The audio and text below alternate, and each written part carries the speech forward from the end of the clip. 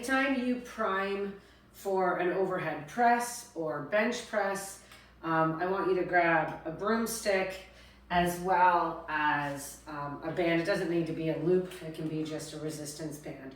So we're gonna start with what are called shoulder dislocates. So you wanna have your arms as wide as possible, and then you're gonna go up and over, up and back.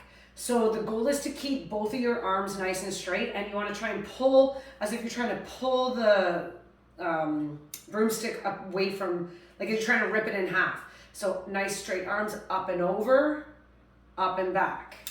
This is what it looks like from the back, up and over, up and back. Over time, you want to see if you can close that gap, all right? Up and over, up and back. Up and over, up and back. And you just want to do that until you should feel a stretch through kind of the anterior deltoid and through your pec muscles. So you do that maybe, 6 to 8 times, 10 times if you're feeling tight that day. And then I like to go nice and wide again, and I keep those arms straight and draw a circle around my head.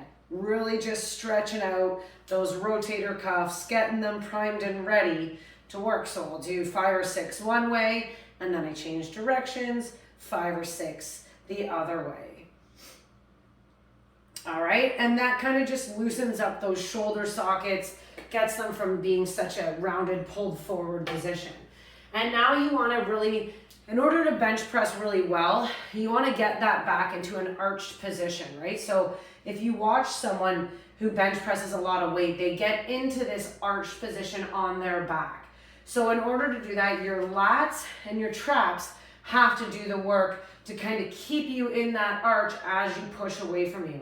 So this is an excellent exercise to kind of get them like firing to do the job, so that when you press away, while the primary mover is your pecs, the secondary stabilizer mover is the lats and the traps. So I take a band like this. It doesn't have to be the loops. It can be just a regular resistance band.